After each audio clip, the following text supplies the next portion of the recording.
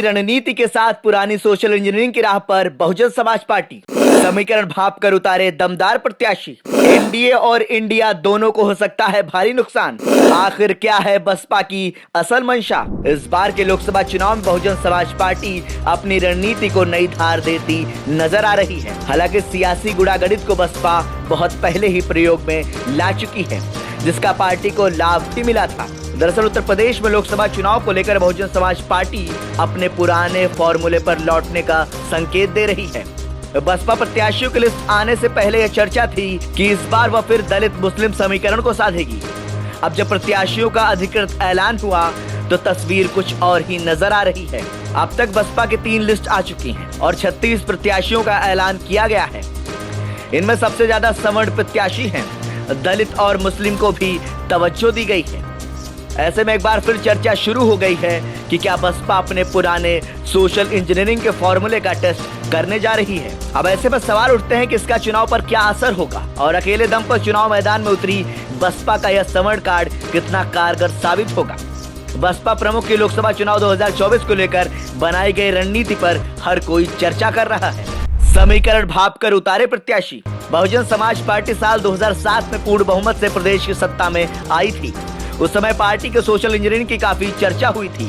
तब दलित मुस्लिम और ओबीसी के साथ उसने ब्राह्मणों को तवज्जो देकर एक नया प्रयोग किया था, जो सफल भी रहा था। हालांकि साल 2012 से पार्टी का जनाधार लगातार गिरता गया। ऐसे में बसपा ने कई और प्रयोग किए। विधानसभा चुनाव 2022 में बसपा ने 89 मुस्लिम प्रत्याशी दिए। कई जगह ऐसे प्रत्याशी उतारे जिनको सपा की हार का कारण माना गया। नगर निकाय चुनाव 2023 में भी बसपा ने महापौर की 17 में से 11 सीटों पर मुस्लिम प्रत्याशी उतारे थे। हालांकि ये सफल प्रयोग नहीं हुए और बसपा को करारी हार झेलनी पड़ी थी। वहीं इस बार लोकसभा चुनाव में बसपा ने शुरुआती लिस्ट में मुस्लिम चेहरे उतारे तो लगा कि पार्टी फिर दलित मुस्लिम कार्ड खेलेगी, लेकिन अब तक सबसे ज्यादा सवर्णों पर दांव लगाया गया है। बसपा 36 प्रत्याशियों का ऐलान कर चुकी है। इनमें 11 सवर्ण हैं, 10 एससी हैं और 9 मुस्लिम चेहरे हैं। पश्चिम की कई सीटों पर वोटरों की संख्या को ध्यान में रखकर दलित मुस्लिम समीकरण साधा गया है। जहां सवर्ण प्रभावशाली हैं, वहां सवर्ण प्रत्याशी को देकर सवर्ण दलित समीकरण को तवज्जो दी गई है। एनडीए और इंडिया दोनों को हो सकता है नुकसान।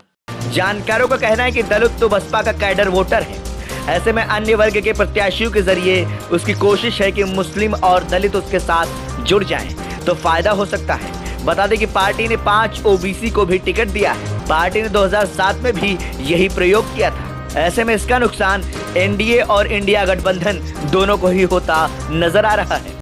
क्या है बसपा की असल मंशा? दरअसल लगातार हार के बाद बसपा प्रयोग कर रही है। उसने साल 2022 में और फिर नगर निकाय चुनाव में मुस्लिम कार्ड खेला था, लेकिन सफलता हाथ नहीं लगी थी। ऐसे में मंथन के बाद बसपा फिर एक बार प्रयोग करने जा रही है। मायावती लगातार 1 साल से कह रही हैं कि वह अकेले दम पर चुनाव लड़ेंगी। बैलेंस ऑफ पावर बनाने की बात कह रही हैं। बैलेंस ऑफ पावर का मतलब कि चुनाव के बाद अगर किसी को पूर्ण बहुमत नहीं मिलता है तो उस हिसाब से निर्णय लिया जाएगा। वही राष्ट्रीय पार्टी का दर्जा बचाना भी बसपा के लिए मकसद है। गठबंधन में उसे बहुत कम सीटें मिलती, ऐसे में कुल वोट प्रतिशत भी गिर सकता था। यही वजह है कि सीट के अनुसार जहां जिस जाति का प्रभाव है उसके अनुसार टिकट दिए गए हैं।